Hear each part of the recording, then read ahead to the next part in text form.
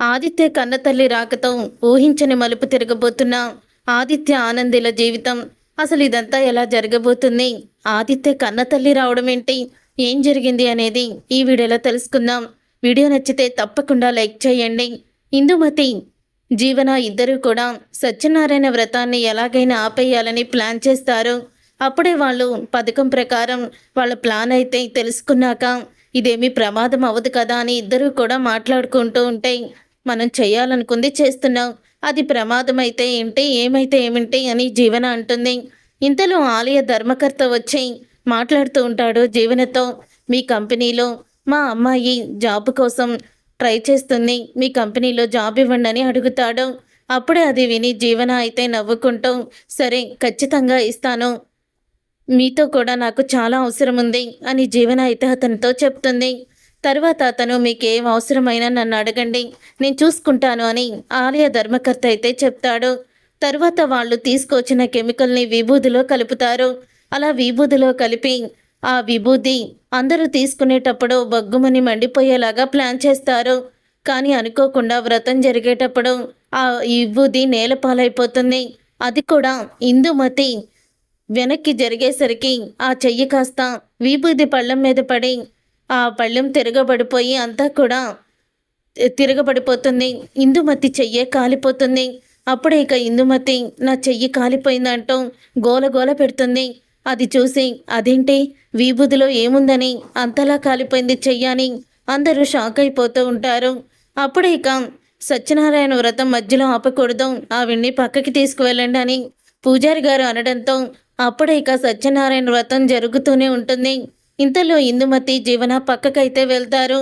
ఇదేంటి పెద్దమ్మ, దాని వ్రతం చేయడం ఆపేసి దాని పతనం కోరుకోవాలని కోరుకుంటే రివర్స్ అయిందేంటి అని అడుగుతూ ఉంటుంది జీవన. అప్పుడే ఇక ఇందుమతి, అదేనే దాని అదృష్టం అని అంటూ ఉంటుంది. లేదు, అసలు దానికి అదృష్టాన్ని నేను నిలవనివ్వను అని జీవన చెప్తూ ఉంటుంది. ఇంతలో సత్యనారాయణ వ్రతం అయితే పూర్తవుతుంది. ఆనందికి, ఆదిత్యకి జ్యోతి, సూర్య ఇద్దరు కూడా బట్టలైతే పెడతారు. వ్రతం చాలా చక్కగా జరిగింది, మీరు ఏ పని మొదలుపెట్టినా అంతా కూడా సక్సెస్ అవుతుంది అంటూ అందరూ కూడా ఆశీర్వదిస్తారు. అలా ఆశీర్వదించిన తర్వాత వ్రతం సక్సెస్ అయిందని ఆనంది ఎంతో ఆనందపడుతూ ఉంటుంది.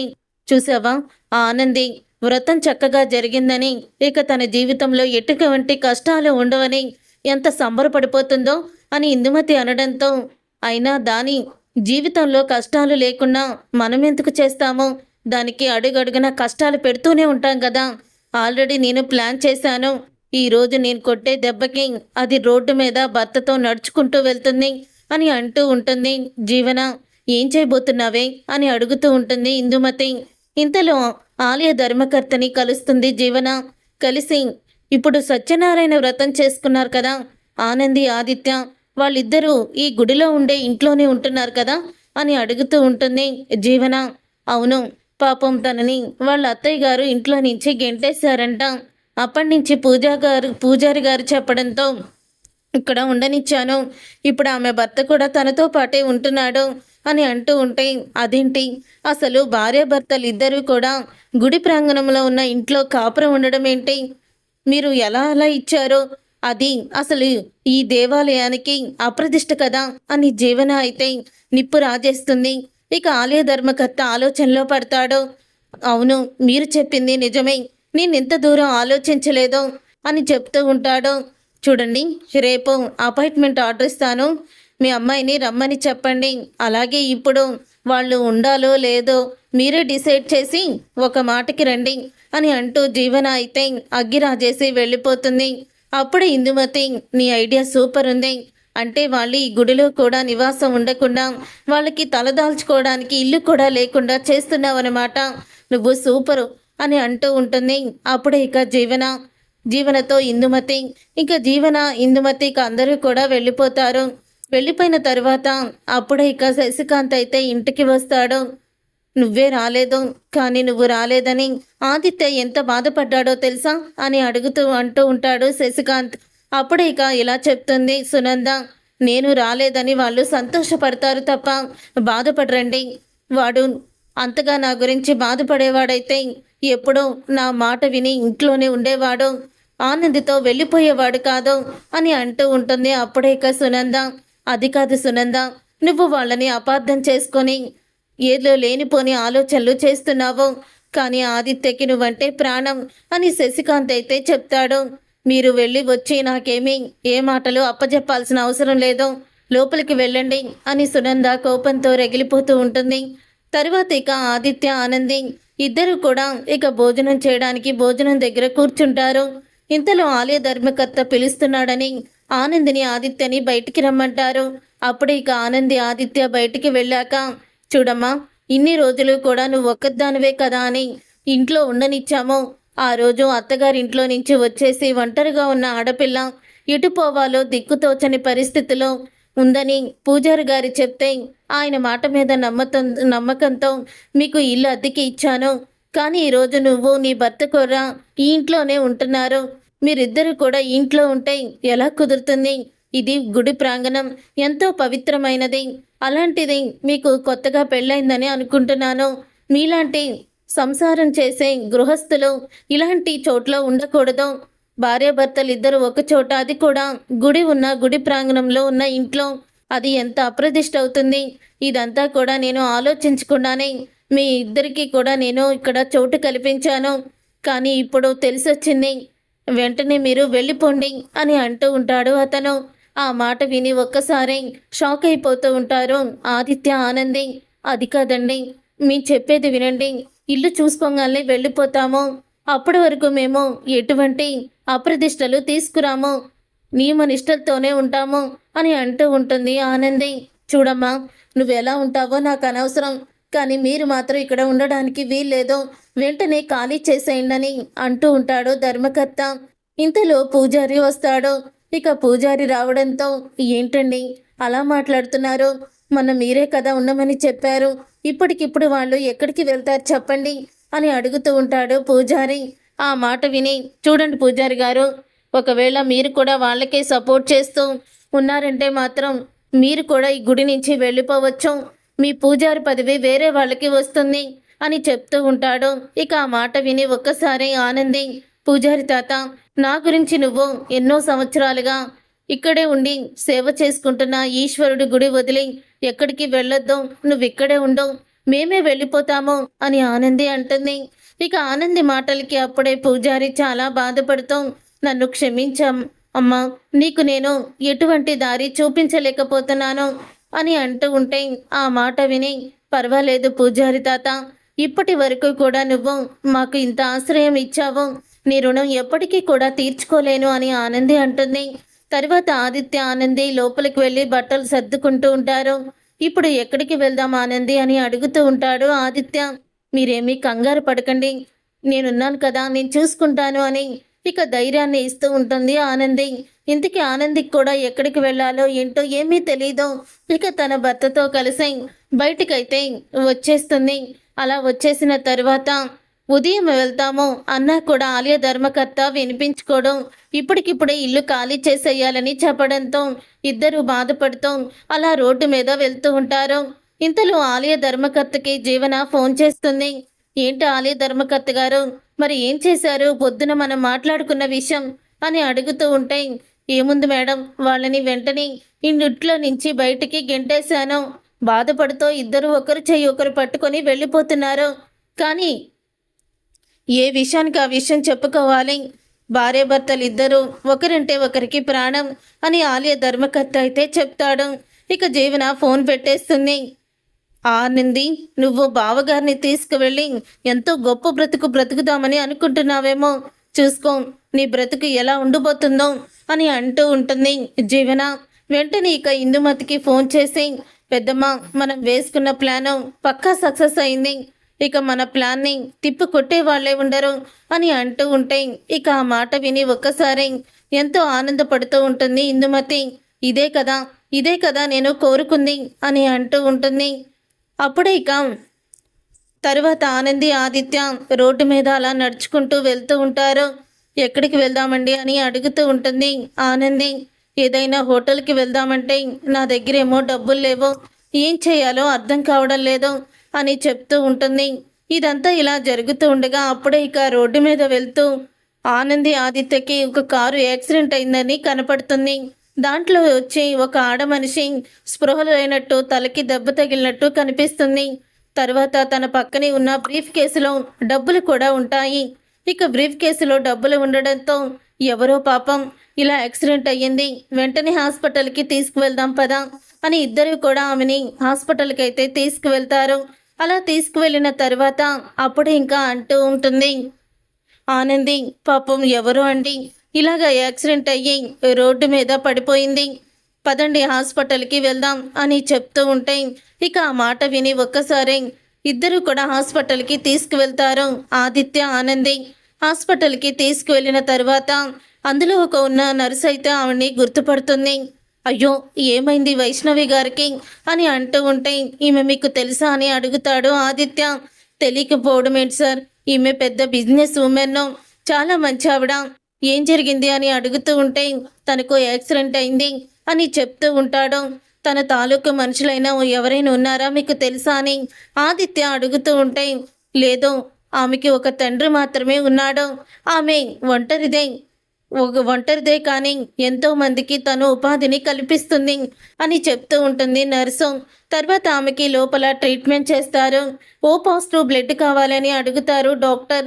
ఇప్పుడు హాస్పిటల్లో అందుబాటులో లేదు, త్వరగా ఆవిడికి బ్లడ్ ఎక్కించాలి అని అడగడంతో నాది ఓ పాజిటివే అని ఆదిత్య అంటాడు. అప్పుడు ఇక ఆదిత్య ఆవిడికి బ్లడ్ అయితే ఇస్తాడు. ఇచ్చిన తర్వాత చిన్న ఆపరేషన్ అయితే ఆమెకి జరుగుతుంది. జరిగాక ఇక తనని రూమ్లోకి షిఫ్ట్ చేసి స్పృహలోకి వచ్చే వరకు వెయిట్ చేయండి, ఒక అరగంట పడుతుంది స్పృహలోకి రావడానికి అని డాక్టర్ అయితే చెప్తారు. అప్పుడు ఇక డాక్టర్ చెప్పిన మాటలు విని అంటూ ఉంటుంది ఆనంది, మనం వెళ్దామా అని అడుగుతూ ఉంటే తనని స్పృహలోకి వచ్చే వరకు ఉందాము, తను వచ్చాక అప్పుడు తనకి చెప్పి వెళ్ళిపోదాము అని ఆదిత్య చెప్తాడు. అరగంట పూర్తవుతుంది. పూర్తయిన తర్వాత ఆమెకి స్పృహ అయితే వస్తుంది. వచ్చాక అక్కడే ఉన్న నర్సుతో ఇలా అంటుంది, నేను ఎక్కడున్నాను అని అడుగుతుంది. మీరు పలానా హాస్పిటల్లో ఉన్నారు మేడం, అదిగో మిమ్మల్ని ఇక్కడికి స్వయంగా హాస్పిటల్ నుంచి తీసుకొచ్చింది ఎవరో కాదో ఆ భార్యాభర్తలు ఇద్దరే అని చూపిస్తారు. ఆనంది ఆదిత్య వైపు వాళ్ళని దగ్గరికి రమ్మని సైగ చేస్తుంది. అప్పుడే ఆదిత్య ఆనంది ఆమె దగ్గరికి అయితే వెళ్తారు. వెళ్ళిన తర్వాత అప్పుడే ఇక ఆదిత్యని చూసి, బాబు మీరు నన్ను కాపాడారు, మీ మేలు ఇంతలో మర్చిపోలేను, ఈ జన్మలో మీ మేలు మర్చిపోలేను అని ఆమె అయితే అంటూ ఉంటుంది. అప్పుడు అలా అన్న తర్వాత ఇంతలో మరొక నర్సు వచ్చి, మీరు సునంద గారి కొడుకు ఆదిత్య కదా, ఇంట్లో నుంచి వచ్చేసారని విన్నాను, నిజమేనా అని అడుగుతుంది. నిజమేనని ఆనంది చెప్తుంది. అప్పుడే బెడ్ మీద ఉన్న వైష్ణవిదేవి అయితే షాక్ అయిపోతూ ఇలా అడుగుతుంది, నువ్వు సునంద కొడుకువా అని అనగానే అవును, నేను సునంద గారి అబ్బాయిని అని చెప్తూ ఉంటాడు. అప్పుడే ఆదిత్య ఎప్పుడైతే ఆదిత్య సునంది కొడుకని చెప్పాడో అప్పటి నుంచి కూడా ఇక తన మనసులో అయితే భయం పట్టుకుంటుంది. తన మనసులో ఆదిత్య మీద ఎంతో ప్రేమ పుడుతుంది, ప్లస్ భయం కూడా ఉంటుంది. అప్పుడే ఆదిత్యని దగ్గరికి తీసుకొని చాలా థ్యాంక్స్ అమ్మా అంటూ ఉంటుంది. కన్న తల్లిని అనుకుని కాపాడావు, బ్లడ్ కూడా ఇచ్చావు అని చెప్పడంతో ఇక చాలా ఆనందపడిపోతూ ఉంటుంది. ఇన్ని రోజులు నేను నా కొడుకు కోసమే ఎదురు చూస్తున్నాను, ఇప్పుడు నా కొడుకు నా దగ్గరికి వచ్చేశాడు అని అంటూ ఉంటుంది. వైష్ణవిదేవి అయితే ఇంతలో ఆనంది మనం వెళ్దామా అని అడుగుతుంది ఆదిత్యని. వెళ్ళి ఇల్లు వెతుక్కోవాలి కదా, వెళ్దాం పదండి అని ఆనంది అనగానే ఇల్లు వెతుక్కోవడం ఎందుకమ్మా, మీరు బాగా డబ్బున్న వాళ్లే కదా అని అడుగుతుంటుంది వైష్ణవి. లేదండి, మేము ఇల్లు వదిలి వచ్చేసాము, మా అత్తయ్య గారు పేరు పలుకుబడి ఏమీ ఉపయోగించకుండా మా అంతటా మేమే మా టాలెంట్తో కష్టపడి పైకి వస్తామని మా అత్తయ్యతో ఛాలెంజ్ చేసి వచ్చాము అని అంటూ ఉంటుంది ఆనంది. మరి ఇప్పుడు ఎక్కడికి వెళ్తున్నారు, మీరు ఎక్కడికి వెళ్ళాలో కూడా తెలియదంటున్నారు కదా అని అనడంతో అవును, మేము ఎక్కడికి వెళ్తున్నామంటే ఆ దేవుడే మాకు దిక్కు అంతా కూడా చూపిస్తాడు అని ఆనంది చెప్తుంది. మీరేమీ అనుకోమంటే మీరు నాతో పాటు రావచ్చు కదా, నేను ఒంటరిదాన్ని, మా నాన్న నేను మాత్రమే ఉంటాము అని చెప్తుంది వైష్ణవిదేవి. లేదండి, ఎవరి సహాయం మేము తీసుకోవాలని అనుకోవడం లేదు, మా కాళ్ళ మీద మేము నిలబడాలనుకుంటున్నాము అని ఆదిత్య అంటే మీ కాళ్ళ మీదే మీరు నిలబడండి, మీ కష్టార్జితంతోనే మా ఇంటికి రండి, నేను మీకు ఈరోజు పెద్ద జాబ్ అయితే ఇస్తున్నాను, అలాగే నీకు కూడా అని అంటూ ఇక ఆదిత్య ఆనందులకి ఆవిడైతే గుడ్ న్యూస్ చెప్తుంది. అది విని ఒక్కసారే షాక్ అయిపోతూ ఉంటారు ఆదిత్య ఆనంది. ఏం మాట్లాడుతున్నారు మీరు? మీరు మాకు జాబ్ ఇస్తారా అని అంటూ ఉంటాడు ఆదిత్య. అవును బాబు, నా పర్సనల్ సెక్రటరీగా నీకు నేను జాబ్ ఇస్తున్నాను, అలాగే ఆనంది కూడా మా ఆఫీస్లో హెడ్గా ఉంటుంది అని అన్నీ కూడా చెప్తుంది. ఆ మాట విని ఎందుకని మీరు సునంద కొడుకుగా నాకు ఈ హోదానిస్తున్నారా అని అడుగుతాడు ఆదిత్య. లేదు బాబు, సునంద కొడుకుగా నీకు నేను హోదాని ఇవ్వడం లేదు. మీ టాలెంట్ని చూసే 3-4 రోజులు మీ పనితీరు చూసే అప్పుడే మిమ్మల్ని తాత్కాలికంగా ఇప్పుడు పెట్టాను, కానీ అప్పుడు శాశ్వతం చేస్తాను అని ఆమె అయితే చెప్తుంది. అప్పుడు ఇక ఆమె ఇంటికి అయితే వెళ్తారు. వెళ్ళిన తరువాత వాళ్ళ నాన్న అయితే చూస్తాడు ఆదిత్యని. ఇక వాళ్ళ నాన్న చూసేసరికి వైష్ణవి తను అని అడుగుతూ ఉంటే అతను ఎవరూ కాదు నాన్న, సునంద కొడుకు అని చెప్తుంది. ఆ మాట విని ఒక్కసారి అతను కూడా షాక్ అయిపోతూ ఉంటాడు. సునంద కొడుక అని అనగానే అవును సునంద కొడుకు అని చెప్తూ ఉంటుంది. అది విని అతను ఎమోషనల్ అవుతాడు. మీరు ఉండవలసిన గెస్ట్ హౌస్ అదే, అక్కడ ఉండండి, ఈ ఇంట్లోనే ఉండమనేదాన్ని, కానీ మీరు అలా ఒప్పుకోవడం లేదు కదా, కాబట్టి మా గెస్ట్ హౌస్లో ఉండండి అని వైష్ణవిదేవి అంటుంది. ఇక వాళ్ళిద్దరైతే వెళ్ళిపోతారు. వెళ్ళిపోయిన తరువాత అమ్మ ఆదిత్య నీ కన్న కొడుకే కదమ్మా అని అంటూ ఉంటే అవును నాన్న, ఆది నా కన్న కొడుకు అని చెప్తూ ఉంటుంది ఏడుస్తూ వైష్ణవిదేవి. కానీ ఇన్ని రోజులకి మళ్ళీ నా కొడుకుని నేను ఇలా చూస్తానని అనుకోలేదు. ఏం జరిగిందో తెలియదు, కానీ ఆ సునంద వీణ్ణి బయటికి నెట్టేసింది అని చెప్తూ ఉంటుంది. చూడమ్మా, ఆ రోజు నా వల్ల ఇదంతా జరిగింది, నా వల్లే నీ కొడుకు నీకు దూరం అయిపోయాడు. తర్వాత నిజం తెలుసుకొని నేను నీ కొడుకు కోసం వెళ్ళినా సరే ఆ సునంద మాత్రం నీ కొడుకుని వదిలేటట్టు నాకు కనిపించలేదు. అందుకని ఏమీ చేయలేని పరిస్థితుల్లో వెనక్కి వచ్చాను. ఆ రోజు నువ్వు ప్రేమించిన చక్రవర్తి నిన్ను మోసం చేసి కడుపు చేసి వెళ్ళిపోయాడనుకొని నాకు నేనే ఊహించుకొని నీకు పుట్టిన బిడ్డని ఎలాగైనా సరే ఎవరికైనా ఇచ్చేయాలని అనుకున్నాను. ఊళ్ళో ఎవరికైనా తెలిస్తే పరువు పోతుందని బిజినెస్ కోసం వేరే ఊరు వెళ్తున్నానని చెప్పి నిన్ను కూడా తీసుకొని వేరే ఊరికి వచ్చేశాను. అక్కడ నువ్వు బిడ్డని కన్న రోజు సునంద కూడా బిడ్డని కంది, కానీ తన బిడ్డ చనిపోయాడు. తరువాత నీ బిడ్డని తీసుకువెళ్ళి సునంద ఒడిలో పడుకోబెట్టాను. ఈ విషయం అక్కడ ఉన్న ఎవ్వరికీ కూడా తెలీదు, నాకు నీకు తప్ప. ఆ రోజు నేను చేసిన తప్పు అదేనమ్మా. తర్వాత చక్రవర్తి తను సంపాదించుకొని మళ్ళీ నీ కోసం తిరిగి వచ్చాడు. తిరిగి వచ్చాక నా బిడ్డ ఏడే అని అడిగితే నేను చనిపోయాడని అబద్ధం చెప్పాల్సి వచ్చింది. ఆ రోజు నేను చేసిన తప్పుకే నీ కొడుకు దూరం అయ్యాడు. తర్వాత చక్రవర్తి పెళ్లి చేసుకున్నా నీకు పిల్లలు కలగలేదు. చక్రవర్తి యాక్సిడెంట్లో చనిపోయాడు. నీ జీవితం ఇలా ఒంటరైపోయింది. ఇన్ని రోజులకి ఆ దేవుడు నీ మొర ఆలకించి నీ కొడుకుని నీ దగ్గరికి చేరుస్తున్నట్టున్నాడు. అందుకే నీ కొడుకు నీకు నీ కళ్ళు పడ్డాడు, నిన్ను కాపాడి నీకు బ్లడ్ ఇచ్చి ఇప్పుడు ఇక్కడి వరకు వచ్చాడు అని అతనైతే అంటాడు. నాకు అదే అనిపిస్తుంది నాన్న, కానీ సునందకి ఈ విషయం తెలీదు. ఆదిత్య తన కన్న కొడుకు అని అనుకుంటుంది. ఎవరికి తెలియని ఈ నిజాన్ని నాలోనే దాచుకున్నాము, మనలోనే దాచుకున్నాము అని అంటూ ఉంటుంది. అప్పుడు ఇక వైష్ణవి అయితే తరువాత ఉదయం అవ్వంగానే ఈ వీళ్ళు ఎక్కడికి పోయారో ఎక్కడ ఉన్నారో తెలీదు అని అనుకుంటూ ఉంటుంది జీవన. ఇక జీవన ఇందుమతికి ఫోన్ చేసి వాళ్ళని గుళ్ళోని ఇచ్చి పంపించేశాం కదా, ఇప్పుడు ఎక్కడికి పోయి ఉంటారు వాళ్ళు అని అంటూ ఉంటే అదే నాకు అర్థం కావడం లేదు. అసలు ఇప్పుడు ఆదిత్య ఆనంది ఎక్కడున్నారో తెలియడం లేదు అని చెప్తూ ఉంటుంది. అలాగా జీవన వల్లే వాళ్ళు గుళ్ళో ఉన్న ఇంట్లో నుంచి వెళ్ళిపోయారన్న సంగతి తెలుసుకొని ఇక చైతు అయితే జీవనని చంప పగలగొడతాడు. చైతు ఎందుకు జీవనని కొట్టావని సునంద అడగడంతో అన్నయ్య వదిన ఆ గుడిలో కూడా ఉండకూడదని ఈ జీవన అన్నయ్యని వదిన్ని అక్కడి నుంచి పంపించేసింది. ఇప్పుడు వాళ్ళు ఎక్కడికి వెళ్ళిపోయారో ఎలా ఉన్నారో ఎవ్వరికి కూడా తెలీదు. ఇంత దుర్మార్గులలా తయారయ్యింది అని అంటూ ఉంటే ఇక ఆ మాట విని అప్పుడు ఇక సునంద షాక్ అయిపోతూ ఉంటుంది.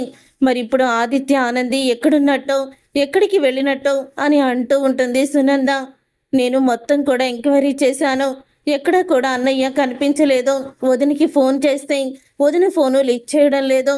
అలాగే సీనయ్యని, అందరినీ, జ్యోతిగా అత్తయ్య గారిని అందరినీ కూడా అడిగాను. అక్కడికి కూడా రాలేదని చెప్పారు.